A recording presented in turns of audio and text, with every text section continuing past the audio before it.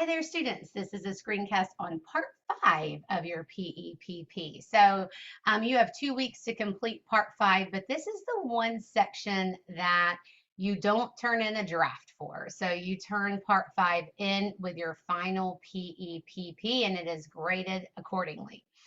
Okay, so let's look at part 5. We are finally talking about recommendations and results along with reflection. So everything before part 5 has really been about planning for the proposal. Okay. Now we've pretended like we've gone and done it.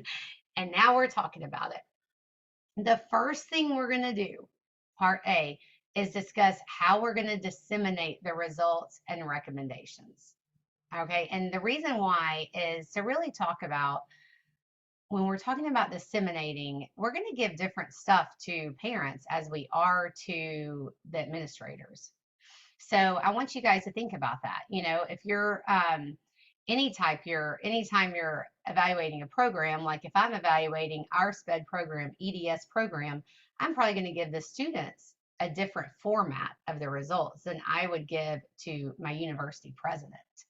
And that's going to look different than I'd even give to my dean. And so all of, every audience member is different. Also, this is a time for you to talk about who your stakeholders are. So who would you be giving this to? Just depending on your focus, you get to make that up.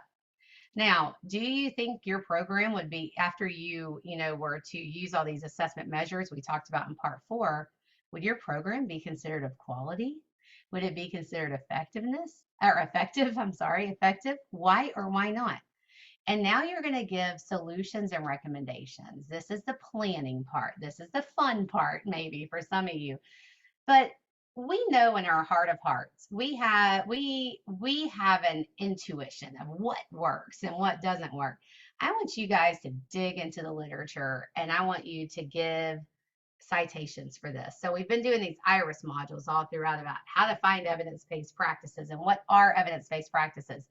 All that comes into play here in part C. So what are the evidence-based practices for my population? If I've been talking about students with mild intellectual disabilities, what are the evidence-based practices for that? If I've been talking about co-teaching, what are the evidence-based practices that make co-teaching work? All right. And finally, what are the challenges?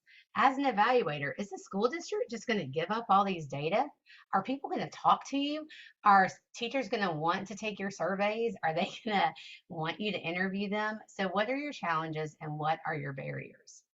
Okay, now let's go to the template. So again, here is a dissemination of recommendations. And then you have your results, the quality effectiveness, the hypothetical strengths, hypothetical problems.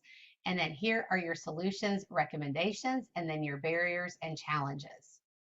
All right, so again, on this part right here, I really, really want you to get into the research literature and find evidence-based practices for your model or for your population. Model being separate class or co-teaching, population being children with autism, children with intellectual learning disabilities, or intellectual disabilities or learning disabilities. Maybe it's speech language impairments. All right, let's go to part 5 of the PEPP. So here are your 4 points. And it goes through each area just as they are more or less written on the template. And then again, this is so important.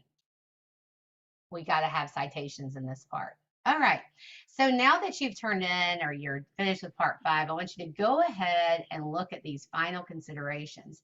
Did you use person first? Are you using Times New Roman 12-point font? Are you double spacing where appropriate, single spacing otherwise? Is this a scholarly style? Do you use professional language? Are you using research literature? So that you get points for that throughout. APA formatting, and did you use that template? So please use the template. All right, so that is part 5 and your final turn in. Again, you're not going to get draft feedback on part 5. You're just going to get feedback when you turn in the whole PEPP.